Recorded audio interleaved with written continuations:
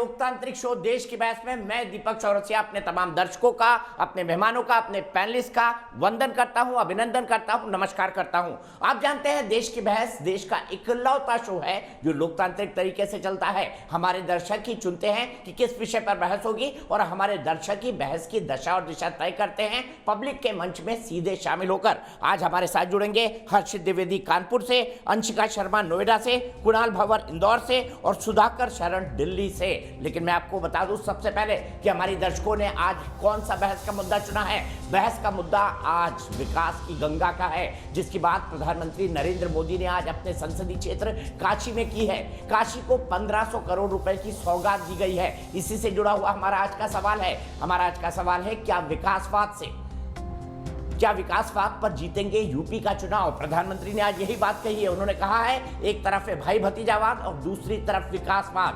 प्रधानमंत्री ने आज योगी की भूरी भूरी प्रशंसा की और कहा कि योगी आदित्यनाथ बहुत शानदार काम कर रहे हैं, बहुत मेहनत करते हैं। कोरोना का प्रबंधन उन्होंने इतने बड़ी जनसंख्या के बाद जिस तरह से किया वो सराहनीय है, वो प्रशंसनीय है। प्रधानमंत्री ने आज ये भी कहा कि विकासवाद, संकेत दे दिया साफ साफ कि विकासवाद उत्तर प्रदेश के चुनाव में बड़ा मुद्दा होगा और भाई भतीजावाद को हम हराएंगे। उन्होंने कहा कि पहले 2014 से 2017 तक जब समाजवादी पार्टी की सरकार थी तब भी विकास की कई योजनाएं केंद्र ने दी, लेकिन लखनऊ में आकर वो अटक जाती थी। लेकिन अब ऐसा नहीं होगा। क्या विकासवाद पर जीता जाएगा उत्तर प्रदेश का चुनाव? इसी पर बहस करेंगे। लेकिन देखते हैं आज काशी को क्या क्या मिला।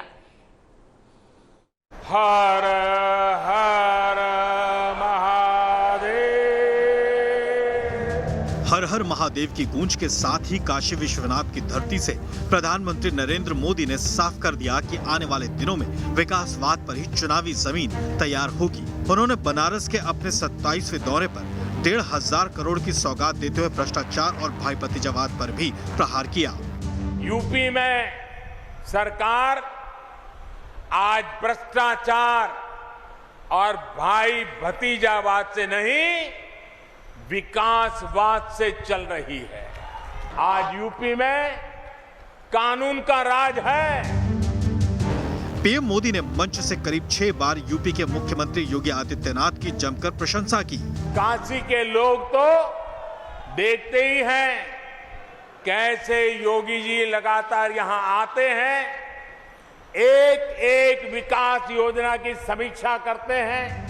इस बीच कांग्रेस में लगातार यूपी चुनाव से पहले मंथन जारी है, लेकिन पीएम के भाषण पर तीखा हमला भी बोला। बनारस जो हमारी पुरानी संस्कृति और सभ्यता की पहचान थी, उसके अस्तित्व पर भी अब खतरा मंडराने लगा है। दूसरे विपक्षी दल भी जनसंख्या नीति से लेकर कोरोना काल जैसे अलग अलग मुद्दों पर मोर्चा खोल चुके हैं। मिसगवर्नेंस इतना है कि रूल ऑफ लॉ के बजाय रूल बाय गन का गवर्नेंस यहाँ पर चला है। राजनीति के जानकार मानते हैं कि बीजेपी को आगामी चुनाव में चुनौती देना आसान नहीं होगा। भरोसेमंद मित्र जापान की मदद से रुद्राक्ष कन्वेंशन सेंटर का शुभारंभ भी हुआ, जबकि पीएम ने कोरोना काल में विकास की गंगा बहने की बात के बीच कोरोना की तीसरी लहर पर काशी से लोगों को आगाह भी किया। बाबा को यही प्रार्थना करता हूं, आप सबको स्वस्थ रखें, खुश रखें, सजग रखें और कोरोना के सारे प्रोटोकॉल का पालन करने की आदत बनाए रखें। देश की बहस में चर्चा है कि क्या विकास रथ पर सवार होकर ही उत्तर प्रदेश के आगामी चुनाव होंगे या मुद्दे और भी हैं जिन पर चर्चा होगी। तो देश की बहस में आप जानते हैं हम आपसे एक सवाल पूछते हैं जिस पर देश की बहस के दर्शक अपनी राय प्रकट करते हैं। आज का सवाल क्या है, सबसे पहले ग्राफिक्स के जरिए देख लेते हैं। उसके साथ ही हम गेस्ट पैनल पे जोड़ेंगे Sanjeev Srivastava, former editor BBC, Shalabhmani Tripathi, media adviser to Yogi Adityanath ji, Sanjeev Singh Congress के नेता, अवनीश अवस्थी राजनीतिक विश्लेषक और डॉक्टर अजीज खान समाजवादी पार्टी से। तो क्या यूपी में विकासवाद बाकी मुद्दों से बड़ा चुनावी मुद्दा होगा, यस और नो? इस पर आपको जवाब देना है। आपको पता है आप हमारी वेबसाइट पर जा सकते हैं, आप हमारे मोबाइल ऐप को डाउनलोड कर सकते हैं, आप हमारे फेसबुक पेज पर जा सकते हैं, आप हमारे ट्विटर हैंडल पर भी वोट कर सकते हैं। सबसे पहले सबसे पहले चलूंगा डॉक्टर अजीज खान के पास और उन्हीं से शुरुआत होगी। डॉक्टर अजीज खान, आपने बड़ा फैलाया कि योगी और मोदी जी में पटती नहीं है। आज तो 6 बार मोदी जी ने योगी जी की तारीफ कर दी। साथ ही साथ उन्होंने कहा विकासवाद भाई भतीजावाद नहीं, विकासवाद से चुनाव होगा, विकासवाद के नाम पर। क्या कहेंगे अब आप? विकास प्रमुख मुद्दा है और आप भी यही चाहते थे कि विकास मुद्दा बन जाए। कैसे आलोचना कर पाएंगे अब आप? दीपक जी, इस पे मुझे एक शेर याद आता है। आज जिस चीज पर आप चर्चा कर रहे हैं, योगी और मोदी जी के ऊपर, कि दिलों में आग लबों पर गुलाब रखते हैं, ये अपने चेहरे पर दोहरा नकाब रखते हैं। देखिए, जो ये मुखौटा है ना, दिखाने के लिए कुछ और, करने के लिए कुछ और करवाने के लिए कुछ और, मैं उस पर आना चाहूंगा। आपने विकास की बात की, तो विकास में देखिए, आज बाबा महादेव की नगरी में आप माननीय मोदी जी वहां पर पधारे, इसमें कोई दो राय नहीं है, हम लोग उनका स्वागत करते हैं। लेकिन 7 साल पहले भी जब माननीय मोदी जी आए थे, उन्होंने बड़े बड़े वायदे किए थे और काशी की जनता बहुत बड़े बड़े मन से उनको अपनाया था। लेकिन आज कहीं ना कहीं काशी की जनता जो है वो अपने आप को ठगा महसूस कर रही है। जिस तरीके से कोरोना काल में भयावह स्थिति पैदा हुई बनारस में, आप अंदाजा लगाएं कि लोगों की जानें चली गई, हॉस्पिटल्स नहीं मिले, ऑक्सीजन नहीं मिला, और मोदी जी ने एक बार भी अपने संसदीय क्षेत्र में एक बार भी जानने की कोशिश नहीं की। अगर किया भी तो क्या किया? वर्चुअल मीटिंग, और ये बहाना कि साहब कोरोना है इसलिए हम आ नहीं सके। अभी कुछ दिन पहले उन्होंने स्टेटमेंट जारी किया, लेकिन उसी दौरान यादव कितनी बार आजमगढ़ गए? अजीज खान साहब, ये भी बता दीजिए, अखिलेश यादव कितनी बार आजमगढ़ गए, ये भी बता दीजिए। सर निवेदन मेरा निवेदन, फरवरी से सवाल तो बनता है ना, अखिलेश जी कितनी बार आजमगढ़ गए, ये भी बता दीजिए मुझे। मैं वो भी जवाब दूंगा सर। फरवरी से लेकर के अप्रैल तक 15 बार दौरा रहा वेस्ट बंगाल का, चुनावी दौरा रहा, लेकिन जनता देख रही है, सारी बातें समझ रही है। मैं आपको एक डिटेल बताना चाहूंगा कि प्रधानमंत्री जी के प्रस्तावक रहे हैं पद्म विभूषण छन्नू लाल मिश्रा जी। उनकी बेटी का देहांत हो गया, हॉस्पिटल ने 4 लाख रुपए लिए, मुंह दिखाने के लिए 25,000 रुपया लिया, वो बेचारे FIR कराए, आज तक उनको कोई पूछने वाला नहीं है। ये है चेहरा, ये बीजेपी का चेहरा। रही बात आपने विकास का जो जिक्र किया, मैं विकास के बारे में बताना चाहूंगा कि अगर देखिए विकास जिस तरीके से वहां हुआ है, वो मेरे ख्याल से आप भी जानते हैं। जवाब नहीं दे रहे हैं। अखिलेश यादव कितनी बार आजमगढ़ गए बताइए जीतने के बाद, इसका जवाब दे दीजिए, बाकी मैं आपका हर आर्गुमेंट मान लूंगा। कोरोना काल में अखिलेश यादव कितनी बार आजमगढ़ गए, ये बता दीजिए, सिर्फ इतना बता दीजिए। दीपक जी, जिसके पास ताकत होता है, शासन होता है, सत्ता होता है, हिसाब उसको देना पड़ता है। हमारे पास तो कुछ है ही नहीं। हम अगर किसी की मदद करना चाहें तो कैसे मदद कर सकते हैं? हमें दुख है कि आजमगढ़ को भी कहीं ना कहीं माननीय मोदी जी को उसी नजर से देखना चाहिए। मतलब आपने हाथ खड़े कर दिए, आप मान रहे हमने हाथ खड़े कर दिए? जब डेफिनेटली हाथ खड़े कर दिए, कहीं ना कहीं। ठीक है, मैं चलता हूं, आपने इसी बात पर चलता हूं। शलभ मणि त्रिपाठी जी के पास हाथ खड़ा कर दिया, पूर्वांचल को धोखा दिया। अच्छा, धोखा दिया, ठीक है। शलभ मणि जी बताइए, आप क्या धोखा दिया है वाकई? बहुत लंबा बोल लिया डॉक्टर खान। देखिए, इन्होंने एक शेर से शुरुआत की थी, तो मैं भी इनको 2 लाइनें जरूर सुनाना चाहूंगा कि इन्होंने एक शेर पढ़ा था, तो इनके लिए भी एक शेर है कि सावन के अंधे को हर चीज़ हरी नज़र आती है। उत्तर प्रदेश की जनता ने देखा है कि 2017 के चुनाव से पहले कैसे मंच पर बाबूजी, चाचा जी, ताऊ जी, बड़े ताऊ जी जम के मार हुई थी, जमकर बवाल हुआ था। तो सावन के अंधे हैं, इनको हर जगह यही नज़र आता है। इनको ये समझ में नहीं आता कि ये भारतीय जनता पार्टी है, कार्यकर्ताओं की पार्टी है। हम सब निर्णय सामूहिक लेते हैं और ये कार्यकर्ता ही हमारे यहाँ प्रधानमंत्री बन सकता है, कार्यकर्ता ही हमारे यहाँ मुख्यमंत्री बन सकता है। जहाँ तक बात ये विकास की कर रहे हैं, तो देखिए ना, 2012 में ये बहुत बड़ी मेजॉरिटी के साथ सत्ता में आए थे, और 2014 में जब लोकसभा के चुनाव हुए तो ये पूरी समाजवादी पार्टी जो बड़े बहुमत से 2012 का विधानसभा चुनाव जीत कर आई थी, वो इनोवा पार्टी में तब्दील हो गई। कुल 5 लोग चुनाव जीत कर जा पाए, वो भी परिवार के लोग थे, और वो भी कैसे चुनाव जीते उसको लेकर पूरे देश और मीडिया में हल्ला मचा कि किस तरह इन्होंने गड़बड़ियाँ कराई अपनी सत्ता रहते हुए। अभी हमारी परीक्षा ले रहे हैं, हम तो 2017 में परीक्षा दे चुके, हम 2019 में परीक्षा दे चुके, और छोड़िए अभी तो जो पंचायत के चुनाव हुए उसमें स्थिति इनकी ये हुई कि इनको प्रस्तावक नहीं मिले, इनके कैंडिडेट नहीं मिले, इनके चंदौली के पूर्व सांसद हैं रामकिशोर यादव जी, वो अपने सगे भतीजे के पैरों में गिरे जा रहे हैं। वो वीडियो दीपक जी आपने भी चलाया था अपने चैनल पे, अपने सगे भतीजे के चरणों में गिरे जा रहे हैं कि भैया वोट दे दो, इज्जत की बात है, अखिलेश जी और नेताजी के सामने कह के आए हो कि तुम मुझे वोट दोगे। और वो कह रहा है कि नहीं, जो मोदी जी ने किया, जो योगी जी ने किया, हम इस बार भाजपा को वोट देंगे। ये तो इनकी स्थिति हो गई क्योंकि नकारात्मक राजनीति करते हैं। उत्तर प्रदेश में भाई भतीजावाद की राजनीति किसने की? आज प्रधानमंत्री जी ने जिक्र किया है। उत्तर प्रदेश में अराजकतावादी राजनीति किसने की? उत्तर प्रदेश में सांप्रदायिकतावादी राजनीति किसने की? उत्तर प्रदेश में दंगावादी राजनीति किसने की? ये प्रदेश जानता है। और आज प्रदेश की जनता देख रही है कि उत्तर प्रदेश में डबल इंजन की सरकार काम कर रही है। प्रधानमंत्री जी के नेतृत्व में मुख्यमंत्री जी दिन रात मेहनत करते हैं, विकासवादी राजनीति चल रही है और इसीलिए इनके लिए कोई स्कोप बचता नहीं है, इसीलिए बौखलाएं। आज देखिए सरकारी कार्यक्रम था, इनको तो तारीफ करनी चाहिए, प्रशंसा करनी चाहिए। 1500 करोड़ से ज़्यादा का वहाँ पर प्रधानमंत्री जी ने लोकार्पण किया है, वहाँ पर योजनाएं दी हैं वहाँ पर पूर्वांचल के लोगों को। और प्रधानमंत्री जी को लेकर सिर्फ काशी नहीं, सिर्फ पूर्वांचल नहीं, सिर्फ उत्तर प्रदेश नहीं, बल्कि उत्तर प्रदेश और बिहार का हिस्सा भी गर्व करता है कि प्रधानमंत्री जी वाराणसी से सांसद हैं।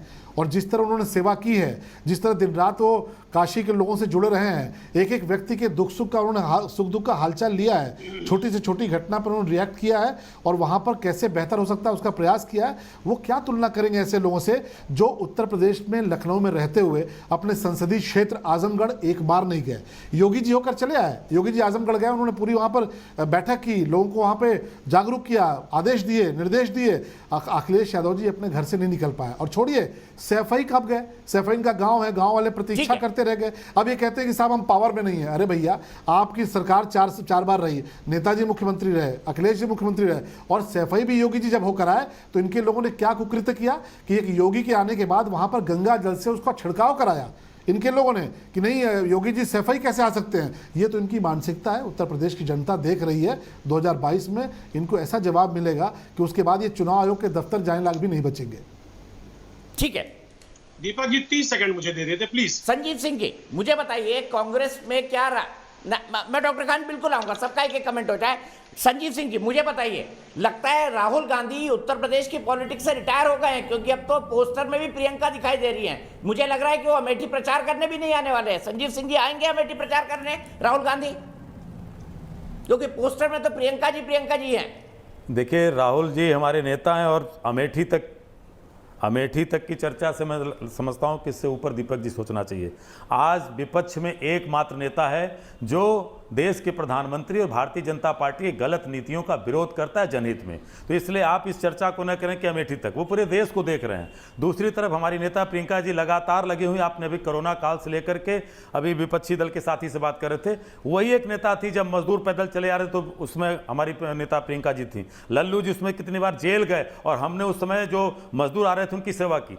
आज विषय जो आपने रखा है कि हमारे सांसद, वाराणसी के सांसद और देश के प्रधानमंत्री नरेंद्र मोदी जी बनारस आए। देखिए 2-3 चीजें कहना चाहता हूं, कुछ समय दीजिएगा।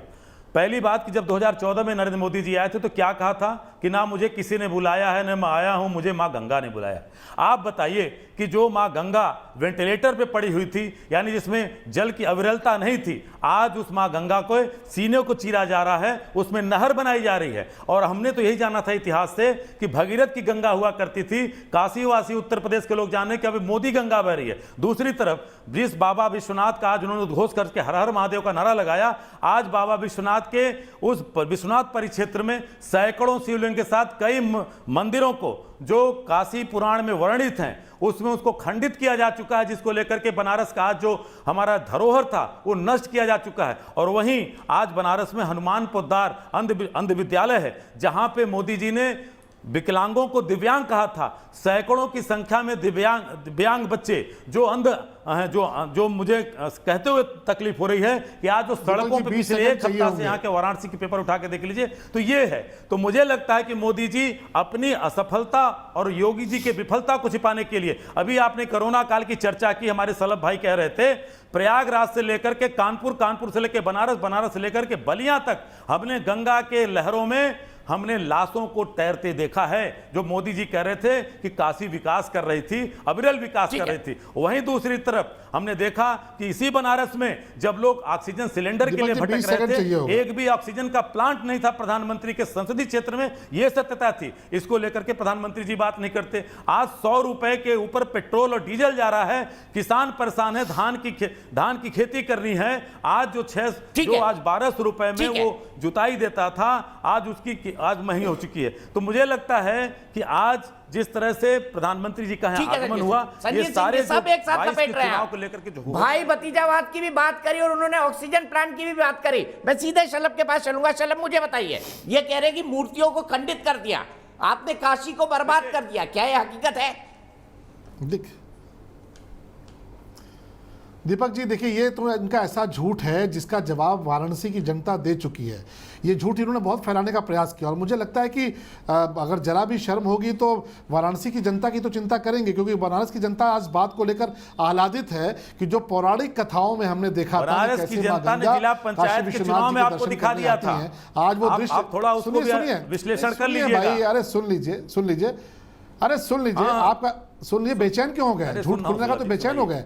कैसे मां गंगा ने बाबा विश्वनाथ का दर्शन किया, कैसे उनके पास तक पहुंची है, ये आज काशी इस बात का नजारा देख रहा है। और ये जो झूठ इन्होंने फैलाने का प्रयास किया, इसका नतीजा ये हुआ कि राहुल गांधी को उत्तर प्रदेश से भागना पड़ा। देखिए, अमेठी की जनता ने ऐसा करारा सबक दिया कि इनको वायनाड में जाकर इनको शरण मिली है, क्योंकि ये झूठों की पार्टी है, झूठ फैलाते हैं। जो गंगा की लाशों की बात कर रहे हैं, समाजवादी पार्टी की सरकार के वक्त की ये घटना है, इसके फोटो आज जारी हो चुके हैं। ये बाकायदे सारे चैनल्स ने, सारे वेबसाइट्स में और सारे फैक्ट चेक पर आ चुका है। और आज जो ये बात कर रहे हैं कोविड का, आप उत्तर प्रदेश के आंकड़े उठाकर देख लिए, मैं चुनौती देता हूं। अरे आप झूठ बोलेंगे तो आपका झूठ खुलेगा। 24 घंटे में उत्तर प्रदेश में 59 केस आए हैं। राजस्थान देख लीजिए, महाराष्ट्र देख लीजिए, उत्तर प्रदेश से छोटे राज्य हैं, उत्तर प्रदेश से छोटे राज्य होने के बावजूद हजारों की संख्या में केसेस आ रहे हैं। महाराष्ट्र के भीतर, राजस्थान के भीतर, झारखंड के भीतर, आप किस मुंह से कहते हैं 24 घंटे में उत्तर प्रदेश में नहीं मिल पा रही है? केस आए हैं। पूर्वांचल के अखबारों को उठा करके देख लीजिए, वैक्सीन नहीं दे पा रहे हैं आप।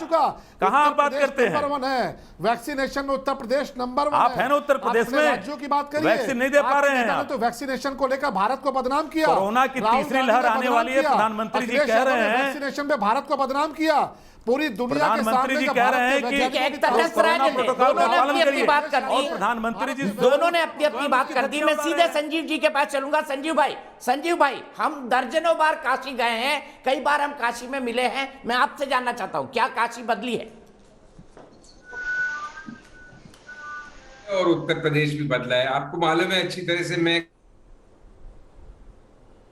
मेरी पहचान बीजेपी समर्थक की तरह नहीं है, लेकिन 2 बातें योगी जी के पक्ष में जा रही हैं।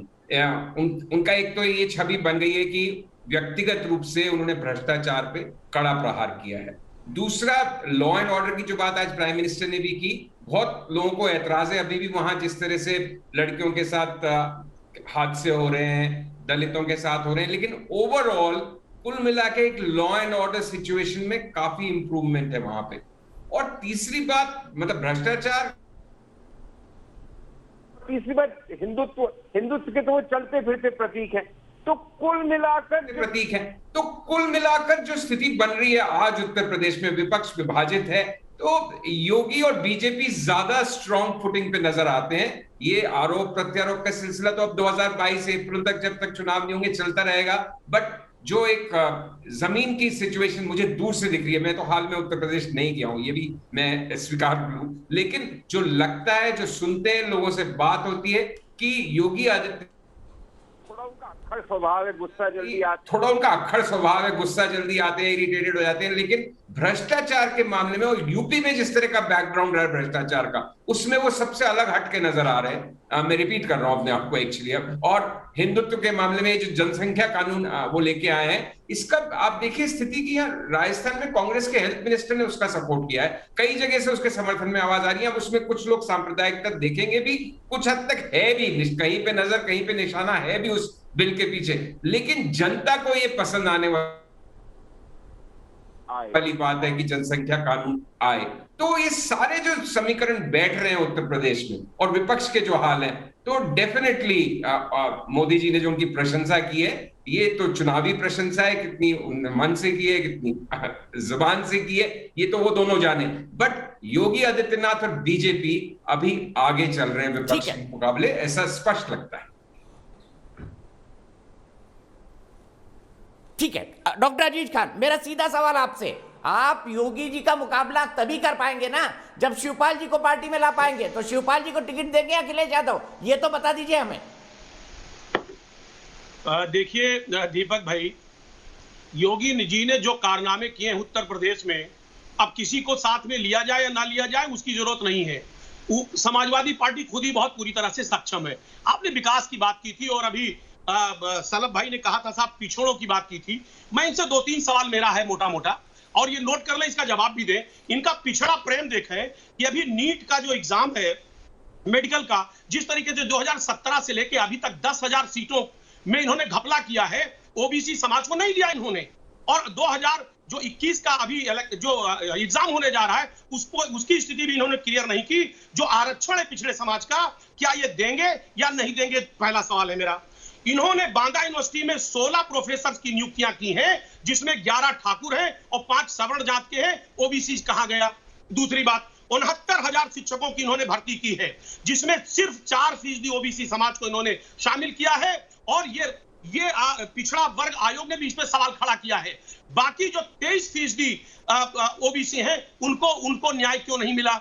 इस तरीके के तमाम तरीके की दिक्कतें जो पिछड़ा वर्ग जो जिस तरीके से पिछड़ों से इनका मोह दिखा था, जिस तरीके से इन्होंने कई सारे मंत्री बनाए, मंत्री तो बना दिया इन्होंने, लेकिन पिछड़ों से, पिछड़े समाज से इनका जो दूरी है, जो नफरत है, वो कहीं ना कहीं इन सारी चीजों से निकल करके आया है। एक दूसरी बात मैं आपको बताना चाहूंगा दीपक भाई, कि मोदी जी जब बनारस आए थे, एक मिनट जरा बस 30 सेकंड, मोदी जी जब बनारस आए थे उस वक्त बहुत लोगों को उम्मीदें थी। वहां यह हुआ था कि वहां का जो साड़ी का कारोबार है, वहां का व्यापारी है, बहुत उत्साहित था। उन्होंने कहा था कि गुजरात मॉडल से ला करके यहाँ कल कारखाने लगाए जाएंगे, कल कारखाने लगाए जाएंगे। एक भी कारखाना नहीं लगाया गया। वहां का व्यापारी बहुत निराश है और जो कुछ बचा था धंधा पानी, जो कुछ था, वो जीएसटी और नोटबंदी ने उनको बर्बाद कर दिया।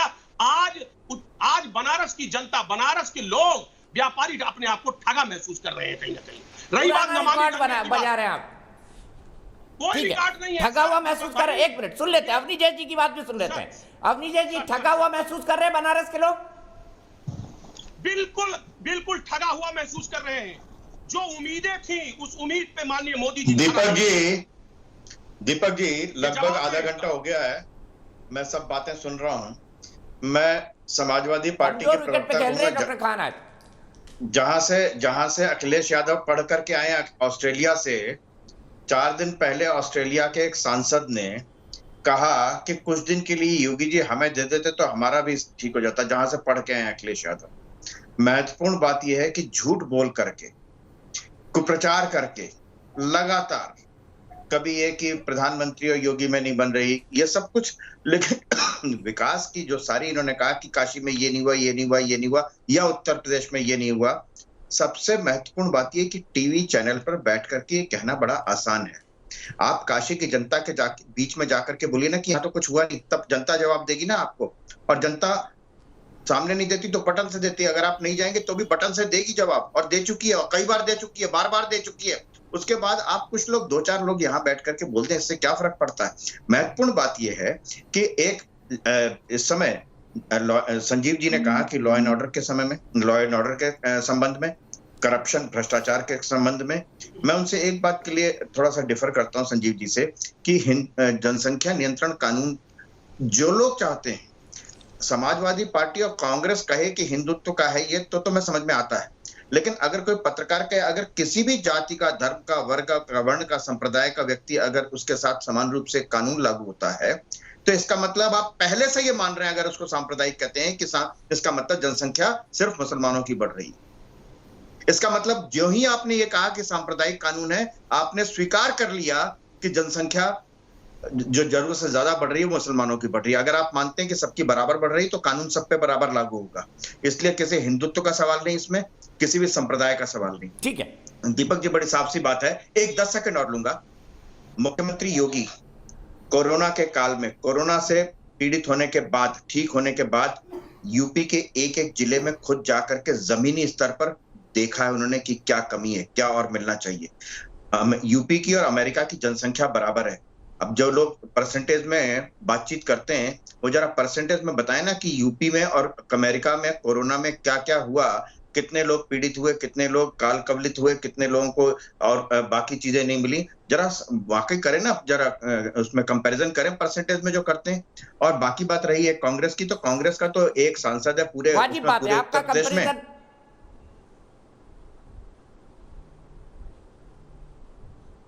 वाजिब बात है, वाकई उत्तर प्रदेश की जनसंख्या और अमेरिका की जनसंख्या की अगर तुलना की जाए तो अमेरिका की 1-8 करोड़ ज्यादा होगी, उत्तर प्रदेश और अमेरिका लगभग बराबर हैं। आप बताइए, विश्व के 6ठे नंबर का सबसे बड़ा देश है अगर उत्तर प्रदेश को देखा जाए। सीधे चलता हूं पब्लिक की राय जानने के लिए, पब्लिक के मंच पर हर्षित द्विवेदी कानपुर से हमारे साथ जुड़ेंगे। हर्षित, मुझे बताइए उत्तर प्रदेश में कैसा लग रहा है आपको? सर, सबसे पहले तो धन्यवाद आपका और न्यूज नेशन का मुझे ये मौका देने के लिए। सर, विकास तो उत्तर प्रदेश में हुआ है और हो भी रहा है, लेकिन अभी भी हम ना विकसित होने से काफी दूर है। और मेरा आज का मेन सवाल भी यही रहेगा कि जो विकास हुआ है, क्या इतना विकास काफी है? आज अगर हम देखें तो उत्तर प्रदेश का जो युवा है, जो काम करने वाला युवा है, वो पलायन करने के लिए मजबूर है, वो दूसरे प्रदेशों में जाके काम ढूंढ रहा है। स्वास्थ्य सेवाओं की अगर बात करूं तो गांव में और छोटे कस्बों में स्वास्थ्य सेवा बिल्कुल चरमरा चुकी है। वहां पर कब्जे हो चुके हैं सामुदायिक केंद्रों में, वहां पे चारा डाला जा रहा है। अब आते हैं एक और समस्या के ऊपर, जो आवारा जानवरों की समस्या है। एक आवारा जानवरों की समस्या उत्तर प्रदेश में बहुत ज्यादा बढ़ चुकी है। वो एक्सीडेंट भी उनके द्वारा हो रहे हैं और किसानों की जो फसल है वो भी वो बर्बाद कर रहे हैं। इसके बाद एक और समस्या आती है कि हमें जो किसानों को पेमेंट करना चाहिए या किसानों की जो फसल है उसकी खरीद भी टाइम पे नहीं हो रही है। तो अगर सरकार सिर्फ 1-2 बड़े शहरों पे फोकस कर रही है और अगर सरकार सिर्फ चाह रही है कि 1-2 शहरों को हम देखें और उससे मान लें कि हमारा प्रदेश विकसित हो चुका है, तो ये तो बिल्कुल भी सही नहीं है। अगर सरकार को 2022 में अपना परचम दोबारा से लहराना है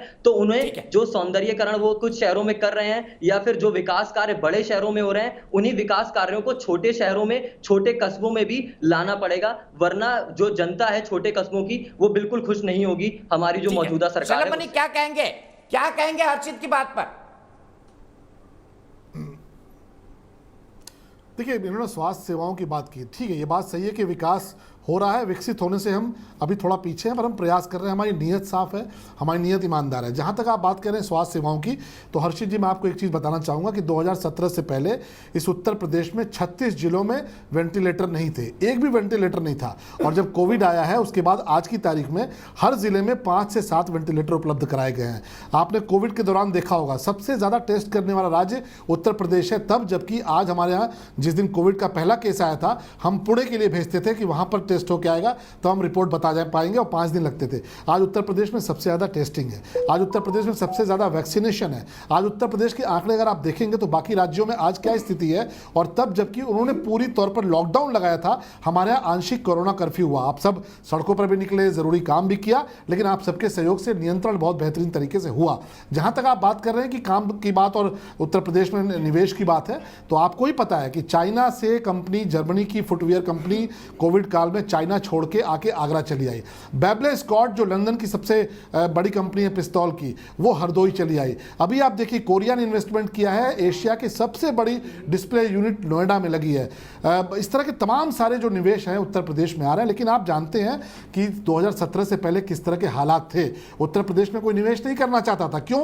क्योंकि उत्तर प्रदेश की सरकार मुख्तार अंसारी चलाता था, उत्तर प्रदेश की सरकार अतीक अहमद चलाता था, उत्तर प्रदेश की सरकार मुकीम कारा जैसे लोग चलाते थे, और सरकारों में बैठे हुए लोग इनके चरणों में लौट कर उत्तर प्रदेश की सरकार की भीख मांगते थे। पश्चिमी उत्तर प्रदेश में जाटों की हत्याएं होती थी, दलितों की हत्याएं होती थी, ओबीसी समाज के लोगों की हत्याएं होती थी। ऐसी स्थिति में उत्तर प्रदेश में आज देखिए डिफेंस कॉरिडोर बन रहा है, एक्सप्रेसवे बन रहा है, पूर्वांचल एक्सप्रेसवे बन रहा है। ये तमाम सारे काम आप देखेंगे तो उत्तर प्रदेश में हो रहा है। समय कम है, लेकिन ये निश्चित तौर पर हमारी नीयत साफ है, हमारी नीयत ईमानदार है, हमारे पास मुख्यमंत्री ईमानदार है। आप जानते हैं कि उन्होंने अपनी व्यक्तिगत पीड़ा को किनारे रखते हुए प्रदेश की सेवा की है, लेकिन और बेहतर करने की आवश्यकता है, ये हम भी मानते हैं। 2022 के बाद आपको दिखेगा और भी चीजें बेहतर हो रही हैं, और सतत ये प्रक्रिया चलती रहेगी आगे भी। ठीक है, संजीव श्रीवास्तव जी, क्या यूएसपी है आपके हिसाब से? क्या यूएसपी है ब्रांड योगी का? ब्रांड योगी की यूएसपी दीपक मैंने वो बताई, एक तो उनकी खुद की व्यक्तिगत छवि, उनको पैसे की कोई मोह माया में नहीं फंसते, वो उनको कोई दिलचस्पी नहीं है, ऐसी आम छवि है और वो अच्छी छवि है, उनको उनकी मदद करती है। और जैसे अभी एक मेरे फेलो पैनलिस्ट ने कहा कि वो भ्रष्टाचार वाली बात पे मुझसे सहमत है, लॉ एंड ऑर्डर वाली बात मुझसे सहमत है, जनसंख्या कानून वाली बात पे मुझसे सहमत नहीं है, लेकिन दूसरी बड़ी ब्रांड यूएसपी योगी की है कि वो चलते फिरते हिंदुत्व हैं, उनको हिंदुत्व दिखाने की जरूरत नहीं है, उनके तो वेशभूषा, उनका पूरा जो बैकग्राउंड है, तो वो हर तरह से अपील करते हैं। और जनसंख्या कानून में मेरे कहने का ये मतलब नहीं है कि जरूरी सांप्रदायिक है, लेकिन जैसे यूनिफॉर्म सिविल कोड भी होना चाहिए देश में, लेकिन उससे हिंदुत्व का वोट सुदृढ़ होता है, सिमटता है, आपस में और पास आता है। उसी तरह से जनसंख्या कानून का, मैं ये नहीं कह रहा उसका इशारा कि मुसलमानों की आबादी ज्यादा बढ़ रही है, लेकिन एक धारणा है, उससे भी हिंदुत्व का वोट स्ट्रांग होता है। तो हिंदुत्व, लॉ एंड ऑर्डर, एक कड़क प्रशासक की छवि और भ्रष्टाचार रहित नेता होने की उनकी छवि व्यक्तिगत, वो भ्रष्टाचार पूरी तरह काबू नहीं कर पाए, उनके मंत्री कई अभी भी भ्रष्ट हैं, लेकिन खुद की छवि ऐसी होना कि वो इस तरह की चीजों में नहीं फंसते, ये तो उनके स्ट्रॉन्ग पॉइंट्स। और उनकी वीक पॉइंट्स थोड़ा सा ये है, उन्हें गुस्सा जल्दी से आता है, उनकी टिप्स पे रहता है, ऐसा लोग कहते हैं, थोड़े अक्खड़ है, और थोड़ा जो ये बीच में ठाकुर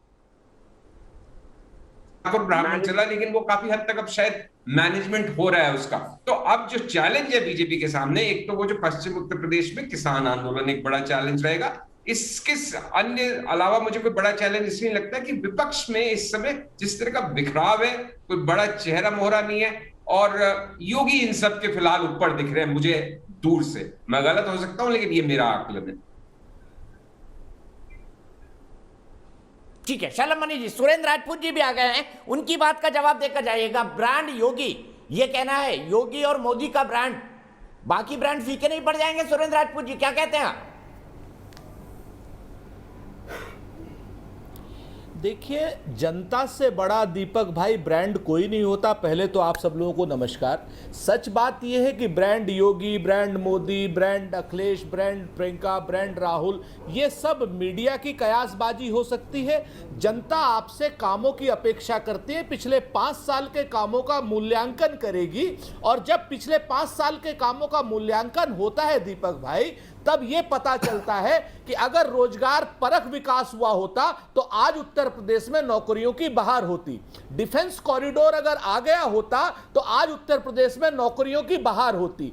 4,50,000 या 90,000 करोड़ के जो इन्होंने एमओयू साइन किए थे और वो जो ग्राउंड ब्रेकिंग सेरेमनी कर रहे थे, अगर वो कंपनियां आ गई होती तो आज उत्तर प्रदेश में नौकरियों की बहार होती। और दूसरी बात, लॉ एंड ऑर्डर की जो पोजीशन अगर सही होती तो उत्तर प्रदेश की एक बेटी को मृत्यु के उपरांत में रात में पेट्रोल छिड़क करके अनवांटेड तरीके से जलाया नहीं जाता हाथरस में।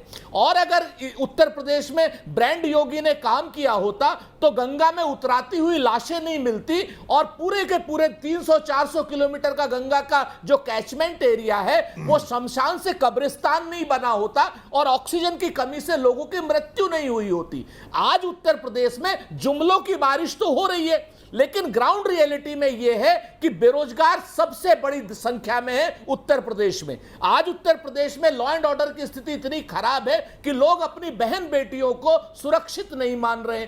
अपहरण, लूट, डकैती, छिनैती, ये सारी की सारी इतनी ज्यादा है तो कि लोगों को परेशानी हो रही है। तो ब्रांड योगी कर लीजिए, ब्रांड मोदी कर लीजिए, लेकिन जनता को तो कहीं ना कहीं उसे अपनी डेली समस्याओं से निजात चाहिए। आप इस चीज को देखिए कि कोरोना काल में जिन मजदूरों को मजदूरी नहीं मिली, उनकी जेब में क्या पैसा आया? बुरा हाल है, जो बनारस के बुनकर थे जी,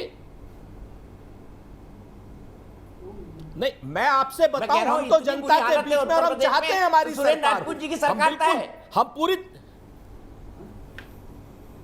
हम चाहते हैं कि हमारी सरकार हो। ठीक है, शलम मनी जवाब दे रहे हैं, कहीं ना कहीं रोजगार परक विकास की अवधारणा को जन्म दिया। हमने राइट टू इंफॉर्मेशन से, राइट टू एजुकेशन से और राइट टू फूड से काम किया है। देखिए, कांग्रेस पार्टी जब इस तरह के झूठ बोलती है तो उत्तर प्रदेश की जनता हंसती है। हाँ, बेरोजगार हुए हैं, कौन हुआ है? कांग्रेस पार्टी के जो नेता हैं राहुल गांधी जी, उनकी नेता प्रियंका वाड्रा जी, वो बेरोजगार हुए हैं। आप देखिए ना किस तरह से लॉन्चिंग की गई थी कि प्रियंका जी पूर्वांचल संभालेंगी, फला आदमी पश्चिमांचल संभालेंगे। क्या हुआ? पंचायत चुनाव में रायबरेली और अमेठी से एक जिला पंचायत नहीं जीता पाए। और ये कानून व्यवस्था की बात करते हैं। मुझे सुरेंद्र राजपूत जी दिल पर हाथ रख के बता दीजिए कौन खड़ा था मुख्तार अंसारी के पीछे जब ये कहा था कि पंजाब से नहीं ले जाने देंगे। पंजाब में उसके लिए लाखों के वकील कौन खड़े कर रहा था? सुप्रीम कोर्ट तक आप एक माफिया डॉन के लिए लड़ने गए जिसने कृष्णानंद राय की बेरहमी से हत्या की, जिसने उत्तर प्रदेश में इतने लोगों की हत्याएं कराई थी। अगर योगी सरकार उसको लेकर आना चाहती थी तो कौन सा प्रेम था आपका, कौन सा नेक्सस था? उत्तर प्रदेश की जनता नहीं, पूरे देश की जनता ने देखा है और आप लाभ प्रयास करते रह गए, आप कोशिश करते रह गए। योगी आदित्यनाथ जी की सरकार टांग कर ले आई पंजाब से, वरना आप तो देने को तैयार नहीं थे। तो माफियाओं के साथ कौन खड़ा है, भ्रष्टाचारियों के साथ कौन खड़ा है, मुझे बताने की आवश्यकता नहीं है। 2G, 3G, 4G, 5G से लेकर कहां तक जाता है जीजाजी तक मामला। तो भ्रष्टाचार पे कौन बोलेगा, अपराध पर कौन बोलेगा? किसानों के लिए आपने क्या किया है वो देश की जनता ने देखा है। आज उत्तर प्रदेश का आंकड़ा आप देखिए, अखिलेश जी की आखिरी वर्ष की सरकार थी, चुनावी वर्ष की, और उत्तर प्रदेश में गेहूं कितना खरीदा गया था? 7 लाख मीट्रिक टन। और योगी जी की भी चुनावी वर्ष की सरकार है, 59 लाख मीट्रिक टन गेहूं खरीदा जा चुका है और उसका भुगतान जाके किसानों की जेब में हो चुका है। जितना सपा और बसपा की सरकारों ने मिलकर गन्ने का भुगतान नहीं किया, 1.5 लाख करोड़ का भुगतान योगी जी की सरकार 4.5 साल में कर चुकी है। और आपने तो चौधरी चरण सिंह के नाम को बहुत भुनाया, चौधरी चरण सिंह के नाम को समाजवादी पार्टी ने भी भुनाया, बसपा ने भी भुनाया। रमाला उनकी कर्म भूमि थी, 35 साल से वहां के किसान चाहते थे कि वहां की चीनी मिल शुरू हो जाए, क्यों नहीं शुरू कर पाए? योगी जी ने जो पहली चीनी मिल शुरू की वो जाके रमाला से शुरू की, चौधरी चरण सिंह जी की कर्म भूमि से शुरू की। और उत्तर प्रदेश में जो चीनी मिलें बेचने का खेल रहा उसमें सपा बसपा के साथ आप भी शामिल रहे, क्योंकि तब आपकी सरकार थी, आपने बचाने का काम किया। तो देश की जनता आपको देख रही है और यही कारण है कि आप इस तरह जब झूठ बोलते हैं स्क्रीन पर, इस तरह तमाम जो जुमले कहते हैं, तब उत्तर प्रदेश की जनता को अमेठी याद आता है और अमेठी से वायनाड का सफर याद आता है कि अमेठी से वायनाड क्यों जाना पड़ा। आज भी आप देखिए कि आपके नेता कहां हैं। रायबरेली आप नहीं जीत पा रहे, एक जिला पंचायत नहीं जीत पा रहे, आप अमेठी नहीं जीत पा रहे, आप समाजवादी पार्टी के भरोसे चुनाव लड़े, सपा बसपा कांग्रेस सब मिलकर चुनाव लड़े, तब भी आपका हश्र क्या हुआ? और उत्तर प्रदेश की जनता देख रही है। आप जो बोलते हैं मुख्यमंत्री के बारे में, सरकार के बारे में, जो तमाम सारे झूठे वादे करते हैं और झूठे आरोप लगाते हैं, वो उत्तर प्रदेश की जनता अपने ऊपर लेती है। उसका जवाब 2022 में देगी, आपको भी देगी, सपा को भी देगी और बसपा को भी देगी। अच्छा, बहुत दिन से भारतीय जनता पार्टी एक सवाल पूछ रही है, मैं उस सवाल को दोहरा रहा हूं सुरेंद्र राजपूत जी, क्या राहुल गांधी अमेठी में प्रचार करने आएंगे? देखिए, राहुल गांधी, दो बातें हैं दीपक भाई। पहली चीज तो भारतीय जनता पार्टी, शलभ मणि जी बड़े अच्छे प्रवक्ता हैं, लेकिन वो अब ऐसी जाती हुई सरकार को बचाने का काम कर रहे हैं एक भले आदमी के रूप में। और मैं आपको भी बधाई दूंगा, कम से कम इनको आपने बुला लिया। मैं आपको दो चीजें कहता हूं। पहली, राहुल गांधी का, चूंकि आपने प्रश्न किया है, सम्मानित प्रवक्ता आप प्रस्तोता है, तो बता दूं, राहुल गांधी जी अमेठी सहित पूरे देश में प्रचार करेंगे। कहीं पर भी ऐसी जगह पे वो नहीं, और अमेठी में चुनाव हारने के बाद वो 2 से 3 बार आ चुके हैं और अच्छे तरीके से। जिस कोरोना काल में पिछली बार में उन्होंने काम किया और इस कोरोना काल में वो आ नहीं पाए थे, लेकिन उन्होंने काम किया, आपके सामने है। दूसरी बात मैं आपको बताऊं कि भारतीय जनता पार्टी के नेताओं को ऐसा अहंकार आ जाता है। श्रद्धेय अटल बिहारी वाजपेयी जी 7 जगहों से चुनाव लड़ते थे और चुनाव हारते थे। लोकतंत्र में तो हार और जीत चलती रहती है। ये लोग ऐसी बातें करते जैसे ये कभी हारे नहीं। 1984 में पूरे देश में 2 सांसदों की पार्टी आज इतना अहंकार में बोल रही है। यह शर्म वाली बात है कि लोकतंत्र पर इनको भरोसा नहीं है। हां, हम चुनाव हारे, लेकिन क्या 11 करोड़ वोट जिन लोगों ने हमें दिए वो लोग उन लोगों की आप नेता नहीं है, उन लोगों की सरकार नहीं है, या कांग्रेस उन लोगों की पार्टी नहीं है जिन 11 करोड़ 20 लाख लोगों ने कांग्रेस पार्टी को पोल किया था। तीसरी बात, यहां पर कांग्रेस पार्टी की बात कहां से आ गई?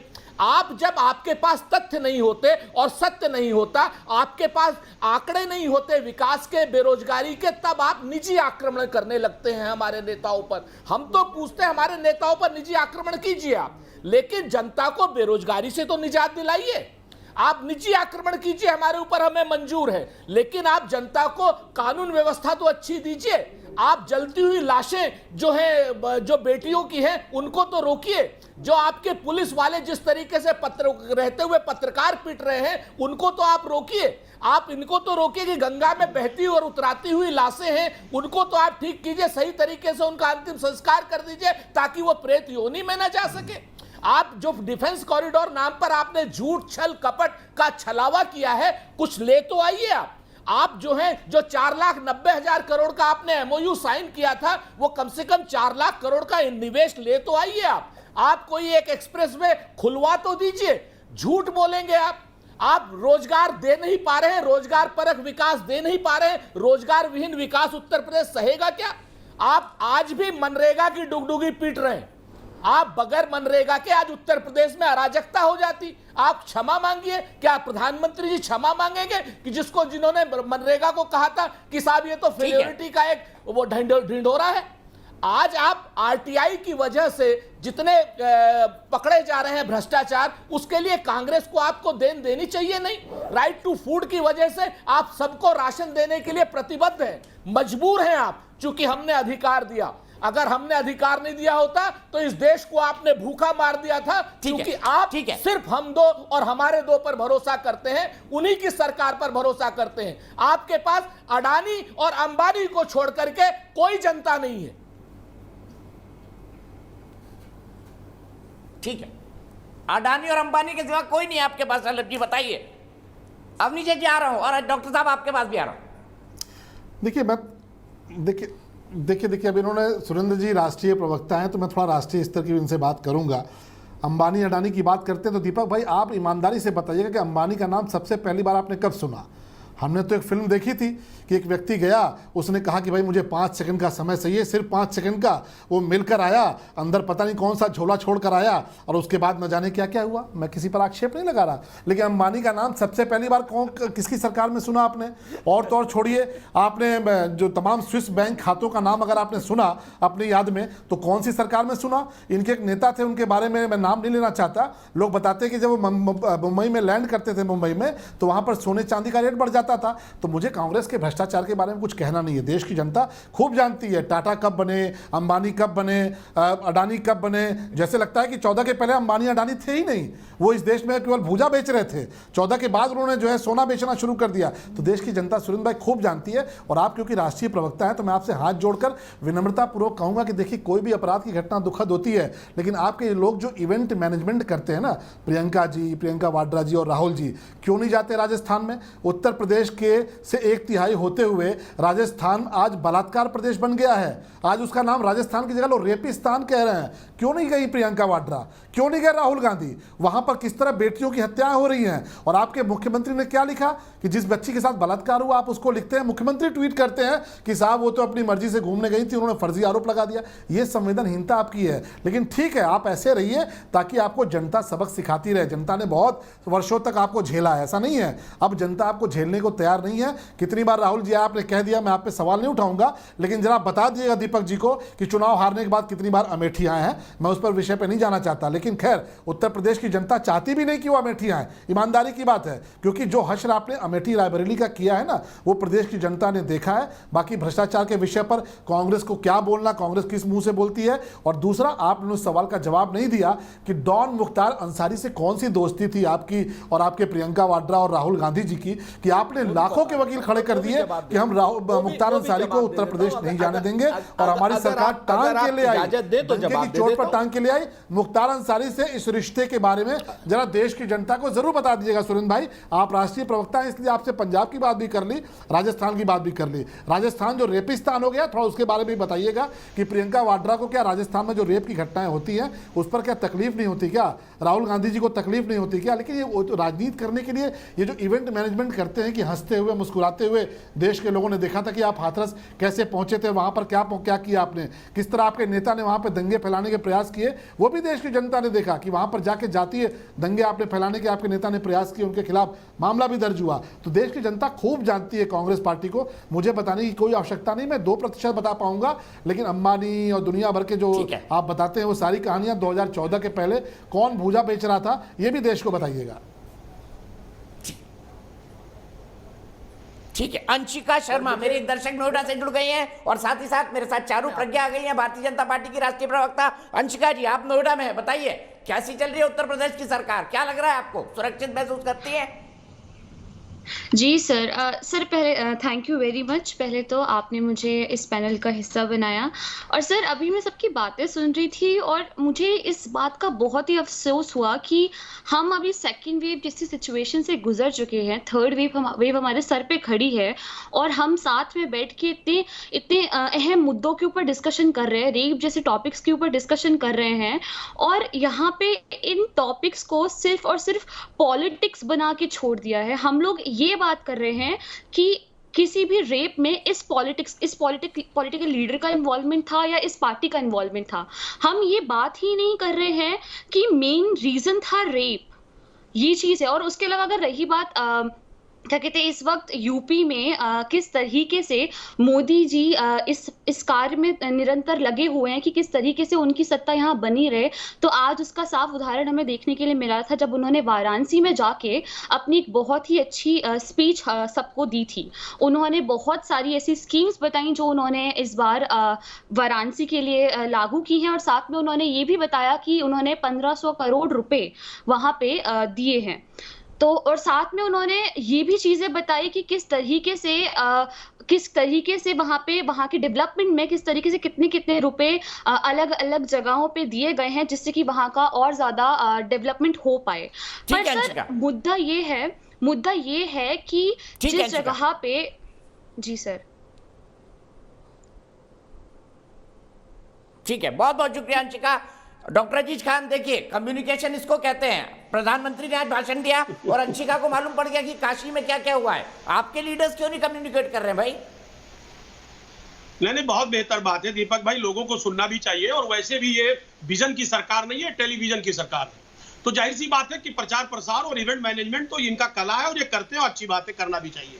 देखिए, देश की जनता मरे कटे उसे उस समस्याओं से जूझे, कोई लेना देना नहीं। उत्तर प्रदेश में कोई भी स्थिति पैदा हो जाए। मैं एक बात करना चाहूंगा कि जो सलभ भाई ने जो कई बातें कही, बार बार जिला पंचायत अध्यक्ष के चुनाव की बात कही, मैं सिर्फ इतना कहूंगा, देखिए आपने भी दीपक भाई कई डिबेट भी इस पे किए हैं, जिस तरीके से जिला पंचायत अध्यक्ष के चुनाव में और ब्लॉक प्रमुखी के चुनाव में नंगा नाच उत्तर प्रदेश में हुआ है, सिर्फ अपने आप को प्रोपोगेट करने के लिए कि मैं आगे 2022 का मैं असली हकदार हूं। इसके लिए जिस तरीके से पुलिस को थप्पड़ मारा गया, जिस तरीके से हमारे कैंडिडेट्स के घर खुदवा दिए गए, रास्ते खुदवा दिए गए, भट्टों में पानी डाल दिया गया, जिस तरीके से लोकतंत्र का हत्या हुआ, जिस तरीके से संविधान की मजाक उड़ाई गई, वाकई में ये बहुत दुखद। एक बात सलभ भाई आपको पता होना चाहिए कि इस तरीके से जो आपने किया है, लोकतंत्र में आपका विश्वास नहीं है, पहली बात।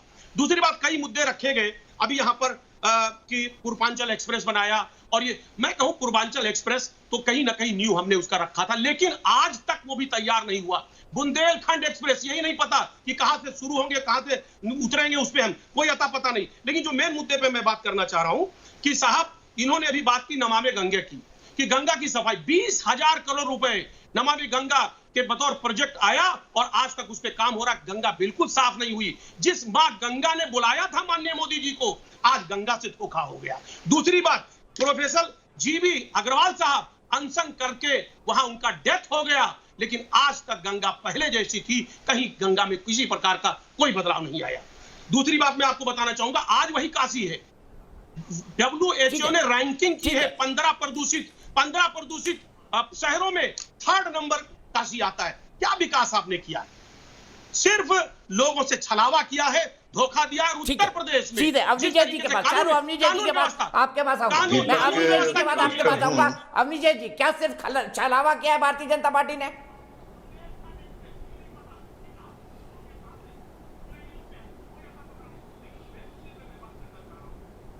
चारू मैं आपके पास आता हूं। अवनी जैन जी का फोन कट गया है। कई सारे आरोप लगा दिए डॉक्टर अजीज खान ने।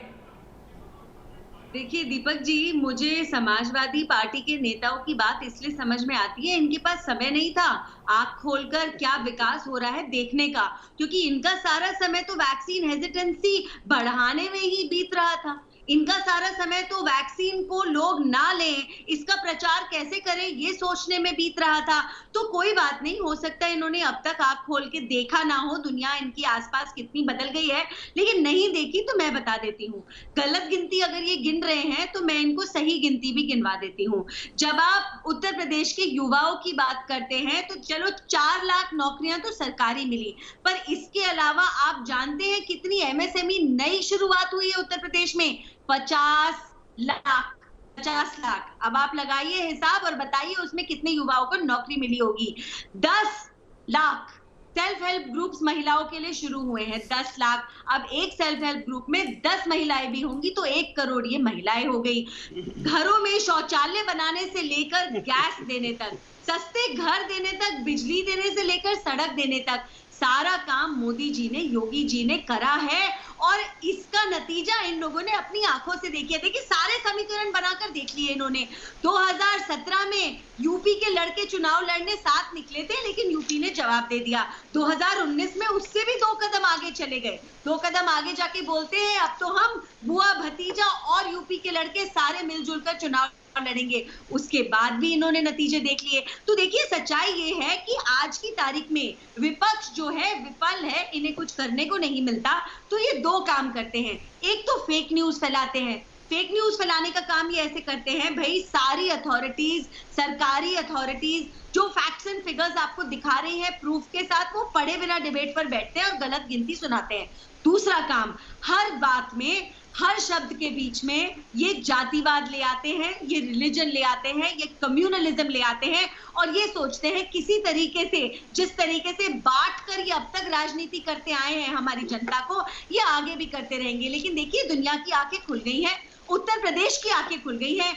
आपने जो कोशिश करी थी, गाजियाबाद से शुरू करी थी, वो फेल हो गई। उसके बाद उत्तर प्रदेश में अभी भी जो रैकेट पकड़ा गया है उसको डिफेंड करने का काम जो समाजवादी के लोग कर रहे हैं ना, शर्मनाक है। शर्मनाक है। आप टेररिस्ट का साथ देते हैं, आप उन लोगों का साथ देते हैं जो देशद्रोही हैं, जो बाहर से पैसा, मुझे अवनीश जी के पास गया था लेकिन उनका ऑडियो कटा हुआ था। लेकिन शुरुआत ब्रेक के बाद अवनीश जी से होगी, लेकिन उससे पहले कुणाल भंवर मेरे दर्शक इंदौर से जुड़ गए हैं। कुणाल, क्या कहेंगे ब्रांड योगी और मोदी के बारे में? मजबूत है 2022 के चुनाव के लिए या नहीं आपके हिसाब से? नमस्कार दीपक सर, बहुत बहुत धन्यवाद। मैं बताना चाहूंगा कि जो मोदी ब्रांड और योगी ब्रांड के बारे में जो मोदी जी ने अभी बयान दिया है उसको मैं 100% सहमत हूं, क्योंकि मैं कपोल कल्पना की बात नहीं करूंगा, मैं तथ्यों के साथ आंकड़ों की बात करूंगा। जिस प्रदेश के अंदर 4 साल के अंदर 40 लाख परिवारों को आवास योजना का फायदा मिलता हो, जिस प्रदेश के अंदर 1 करोड़ 38 लाख परिवारों को बिजली कनेक्शन मिलता हो, जिस प्रदेश के अंदर गांव-गांव में ऑप्टिकल फाइबर केबल कनेक्शन के लिए युद्ध स्तर पर काम चलता हो, 2015 और 16 में महोदय जिस प्रदेश के अंतर्गत प्रति व्यक्ति आय 47,116 थी, आज वर्तमान में 94,495 हो जाती हो, जिस प्रदेश के अंदर ईज ऑफ डूइंग बिजनेस की राष्ट्रीय रैंकिंग में 12 पायदान से ऊपर उठकर दूसरे पायदान पर जो प्रदेश आ जाता हो, जो प्रदेश में किसान सम्मान निधि की योजना के अंतर्गत 2 करोड़ 42 लाख किसानों को फायदा पहुंचता हो, तब मैं गर्व के साथ और ताल ठोक कर कह सकता हूं कि यह सरकार मात्र और मात्र भ्रष्टाचार और उसके आधार पर नहीं, अपितु विकासवाद और राष्ट्रवाद के बल पर चल रही है और चलेगी। और इसका ही परिणाम है कि योगी जी मात्र और मात्र उत्तर प्रदेश के ही नहीं, अपितु संपूर्ण भारतवर्ष का प्रत्येक व्यक्ति भारत के बेहतर भविष्य के लिए योगी जी को देख रहा है। कि हम बहुत बहुत शुक्रिया कुणाल, आपने बड़े अच्छे ढंग से अपनी बात रखी। मैं फिलहाल एक ब्रेक लूंगा, ब्रेक के बाद बहस का सिलसिला जारी रहेगा। देश की बहस में आगे हम बात करेंगे कि क्या उत्तर प्रदेश में ब्रांड योगी को तोड़ना विपक्ष के लिए मुश्किल होगा। ब्रेक के बाद